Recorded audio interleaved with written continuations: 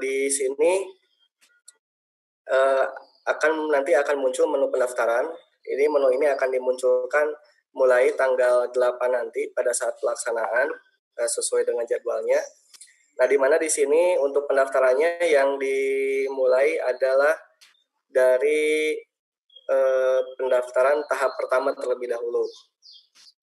Nah, di sini pertama pendaftarnya akan memilih jenjang terlebih dahulu. Apakah dia ingin mendaftar ke SMA atau ke SMA. Nah, kemudian di sini baru akan diminta untuk memilih jalur pendaftarannya. Nah, di sini kemarin banyak pertanyaan kenapa prestasi nilai rapor tidak muncul. Nah, dimunculkannya adalah di sini, di menu pendaftaran. Nah, kemudian banyak juga pertanyaan, bagaimana kalau misalnya sudah mengisi persyaratan khusus KTM, tapi ingin berubah misalnya menggunakan prestasi kejuaraan atau perlombaan. Nah, maka yang bersangkutan harus terlebih dahulu melengkapi data persyaratan khusus sebelum bisa melanjutkan untuk daftar di jalur yang diinginkan. Nah, ini jadi apabila ada yang ingin berubah, yang awalnya rencananya jadwalnya itu kita tutup kemarin di tanggal 5, tapi ada kabar baik, jadi kesempatan untuk melakukan penginputan data persyaratan khusus itu diperpanjang sampai dengan nanti tanggal 12 Juni.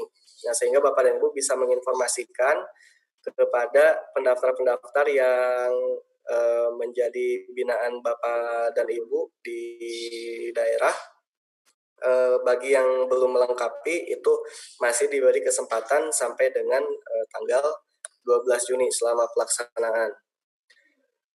Nah, Bapak dan Ibu, jadi ketika yang bersangkutan memilih jalurnya sesuai dengan persyaratan khusus yang sudah diisikan.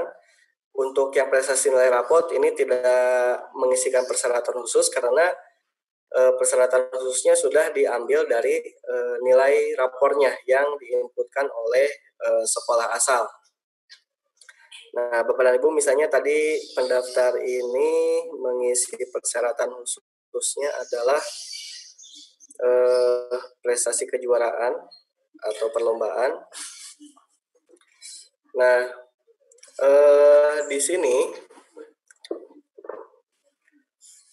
untuk jenjang pendaftarannya saya coba menggunakan prestasi kejuaraan atau perlombaan.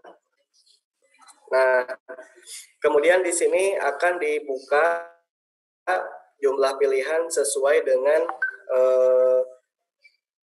pilihan yang disediakan untuk jalur tersebut. Misalnya kalau untuk prestasi kejuaraan itu disediakan pilihannya 1. Nah, tetapi kalau untuk KTM ini disediakan pilihannya sebanyak 2, seperti itu. Nah, Bapak dan Ibu, kita coba melanjutkan. Ini misalnya saya mendaftarkan ke salah satu sekolah di Kabupaten Bogor.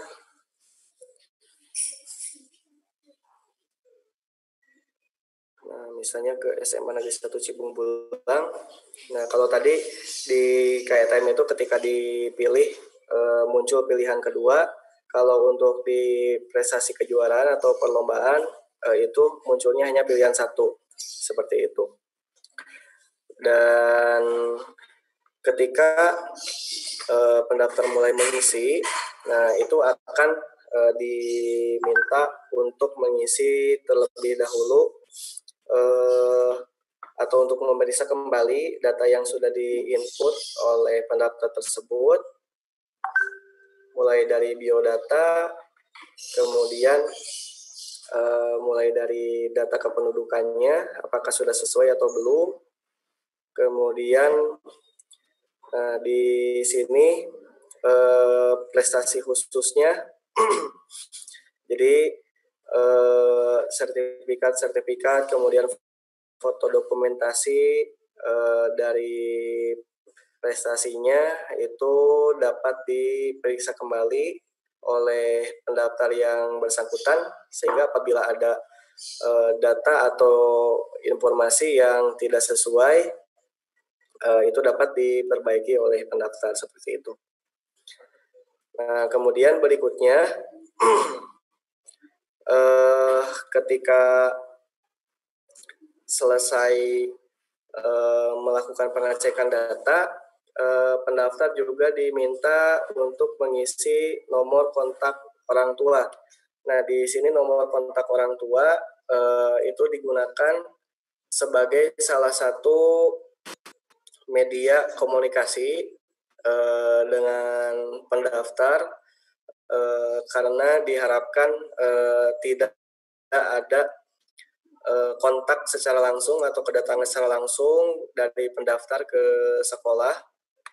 Jadi nanti nomor kontaknya disampaikan di sini. Misalnya seperti ini. Nah, kemudian ini di sini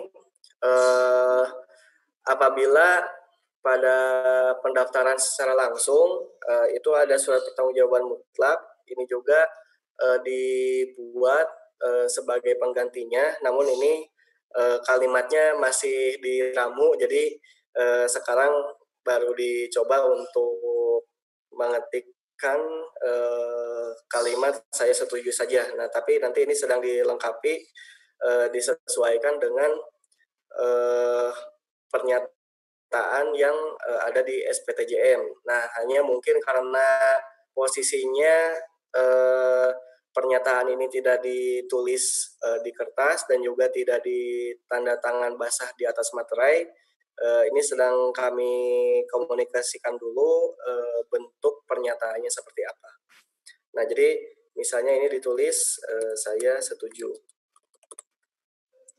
Kemudian di submit.